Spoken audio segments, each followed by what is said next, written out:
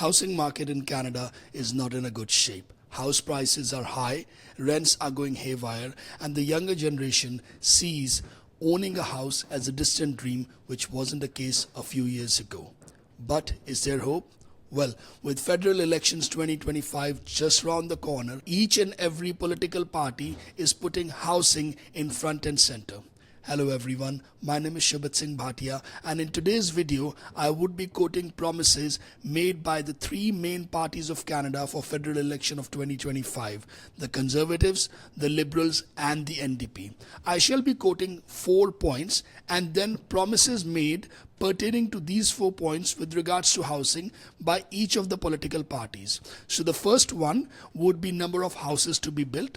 The second one would be tax benefits or tax incentives. Third would be affordability. And fourth would be renters or tenant protection and steps to be taken in this regard. So without further ado, let's get on to it. The first point, as I mentioned, would be number of houses to be built. Conservatives would mandate cities to increase their housing supply by 15% every year. At the same time, they would convert 15% of federal buildings into housing units. Liberals are going big on housing construction. They plan to build 500,000 homes every year. Yes, 500,000 homes every year, and propose creation of a Crown Corporation, Build Canada Homes, in order to lead the charge. At the same time, they wish to go ahead and invest up to $25 billion in prefabricated house builders. NDP focuses on affordability and plan to create 100,000 units for renters under rent control. Second point is tax incentives. Conservatives, they plan to have no GST or wipe off GST completely for any house under 1.3 million price tag. At the same time, they want to reduce development charges, so that would save home buyers up to $25,000 with each purchase of a house. Liberals will remove GST on homes under 1 million price tag, but the catch is it would only be for first-time home buyers, not for investment properties. At the same time, they are proposing a 50% reduction in development charges, but only for multi-unit buildings. As for NDP, they are not going in for any such breaks. However, they would make sure that if you need federal money for building houses, your units should be under rent control and tenant protection.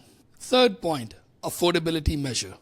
So while all parties agree that houses need to be affordable, their way of making sure of that is different. Conservatives promise a 15% tax cut for lowest income earners. At the same time, they would allow capital gains tax deferral if you earn some capital gain and invest it into Canadian assets. Liberals plan to reduce lowest income tax bracket by 1% and finance affordable housing through prefabricated housing projects.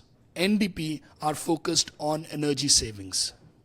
They plan to retrofit 3.3 million homes to cut utility bills. Fourth part that we're going to talk about is tenant protection.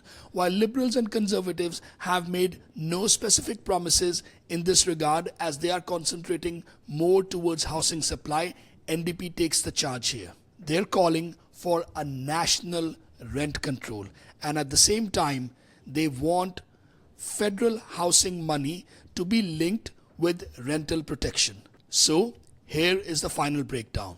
Conservatives, big on deregulation, big boost on private supply of homes and broad tax cuts.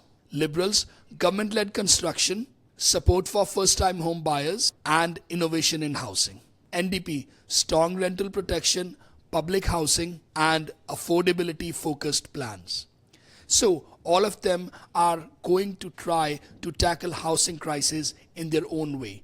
But let's just hope that whosoever comes out as a winner is able to tackle housing crisis, so that younger generation doesn't feel it to be a distant dream to buy their first time home. If you found this breakdown helpful, drop your thoughts in comments and stay tuned for more such updates. And also, one last thing, go out and vote. Thank you.